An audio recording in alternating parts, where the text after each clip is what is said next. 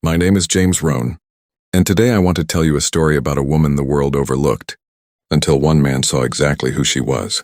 In a smoke-filled saloon kitchen deep in the Dakota territory, there was a cook named Martha.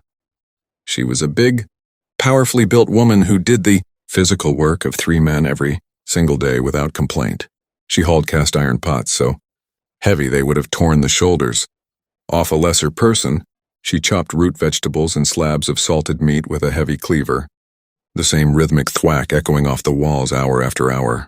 She kept an entire rowdy saloon fed through the harshest winters the territory could throw at her, all while working in a kitchen that smelled of rendered fat, stale beer, and wet wool. But despite all of this, nobody actually looked at her, not the drunken miners who ate her food and stumbled past her without a single word of thanks, not the cattle drivers who shouted their orders like she was a piece of furniture, rather than a human being, and certainly not Caleb, the saloon owner, who saw her only as cheap, dependable labor that he could push around whenever he pleased. To everyone inside that saloon, Martha was invisible. She wasn't treated as a person with thoughts or feelings. She was simply a function, a means of getting a hot meal onto a table as quickly as possible. Years of being treated this way had slowly worn her down into a woman who expected nothing from the world and asked for even less in return. She had long since stopped hoping for kindness, because hope only ever led to disappointment in a place like this. Instead, she poured every ounce of herself into the one thing she could still control completely, her cooking, because it was the only place left in her life where she still felt any sense of pride or ownership. Then one bitterly cold, snowy night, a giant of a man walked through those saloon doors, covered head to toe in ice, hardened by months alone in the wilderness. His name was Jedediah, and he simply ordered a plate of stew and a piece of cornbread, expecting nothing more than a warm meal before moving on. But what happened next changed the entire course of Martha's life. He tasted that cornbread and he stopped chewing mid-bite. He recognized real, deliberate skill in every single mouthful, the kind of technique and care that simply cannot be faked by an inexperienced cook. Instead of finishing his meal quietly and walking back out into the storm like every other customer before him, he stood up from his table, walked straight past the saloon owner who tried to physically block his path, and pushed his way into the kitchen to find out exactly who had made it.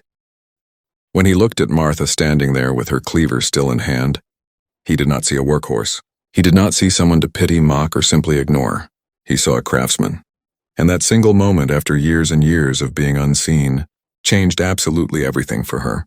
Already pulling you in? Imagine how much deeper it gets from here. Subscribe now so you don't miss where Martha's journey leads next. And share this with someone who needs a reminder that being seen can change a life. The second thing you need to understand about this story is that food was never simply food between these two people. It was the entire language of respect, recognition, and connection between two individuals who otherwise had almost nothing else in common. Martha did not know how to talk about her feelings, and she never really had the chance to learn. She had spent her whole life being talked over, ordered around, and dismissed by everyone she encountered, so she poured every last ounce of her identity into the one outlet she had left, her heavy iron skillet and the recipes she carried in her memory. She measured almost nothing using exact amounts, because her hands simply knew the ratios by feel and by years of muscle memory. She always heated the iron skillet fully before pouring in her batter. She used rendered bacon grease instead of plain salt, because she understood exactly how heat and fat needed to interact to create the perfect crust. She chose coarse stone-ground cornmeal, specifically because it gave her bread real structure and character, instead of the soft, overly sweet, cake-like texture that cheaper cooks settled for out of laziness or ignorance. This was never just a woman making dinner for hungry strangers. This was an artist quietly perfecting her craft, inside a place that had never once acknowledged her talent or her effort. When Jedediah tasted that cornbread, he did not simply enjoy a warm meal on a cold night. He recognized every single deliberate choice she had made in preparing it, the exact same way his own mother used to cook back home in Tennessee before he left. He understood the technique because he had lived alongside it his entire childhood. And that depth of understanding is precisely what separated him from every single other man who had ever walked through that saloon's doors. He did not compliment her appearance. He did not offer empty, hollow flattery meant to charm her. He complimented her skill directly and sincerely, and for a woman like Martha, that meant infinitely more than any romantic gesture ever could have. Through the brutal 4-month winter that followed his visit, this single memory kept her going day after day, even when Caleb cruelly cut her food rations and forced her to cook using rotten, weevil-infested flour to save money. She quietly picked every single bug out before serving the food to the men outside, not because anyone had asked her to, but because a true craftsman simply does not serve garbage, even when nobody else is watching closely enough to notice or care. Doesn't it hurt to think about how long she went unseen for something this simple, this human?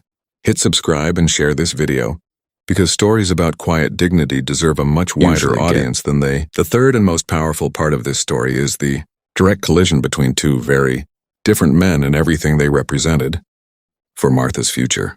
On one side stood Caleb, a small, deeply insecure man who used his limited position of power to keep Martha exactly where he wanted her.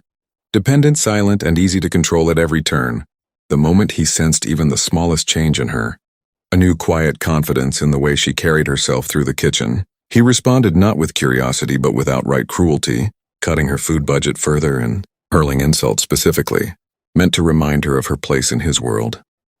He told her plainly and coldly that nobody else would ever want a woman like her, that she should simply be grateful for whatever scraps he chose to offer.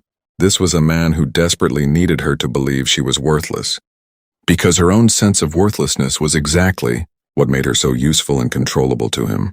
On the other side of this story stood Jedediah, a man who returned exactly as he had promised when the spring thaw finally came, carrying wild ramps he had personally gathered and carried for days across the wilderness, not as payment for a meal, not as empty flattery, but simply as an honest gift for her.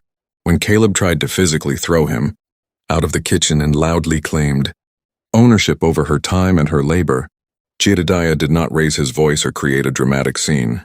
He simply stated his intentions with total calm and total seriousness. He offered her 30 acres of good timber, a cabin built tight enough to keep out the worst winter winds, and a stream that ran perfectly clear all year round. Most importantly of all, he offered her a genuine partnership instead of a lifetime of servitude. He told her plainly that he did not need a delicate woman to take care of and worry over constantly.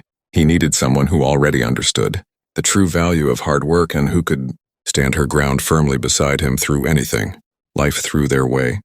This was the very first time in her entire adult life that any man had asked her to be his equal instead of treating her as an employee or a forgettable afterthought. The confrontation between these two very different men inside that smoky kitchen was never really about a piece of cornbread or unpaid wages. It was about which version of her future Martha would ultimately choose for herself. A life spent being controlled and diminished, or a life spent being genuinely respected and freely chosen. If Martha's story taught you anything today about being seen, valued, and respected, then don't just scroll past it in silence.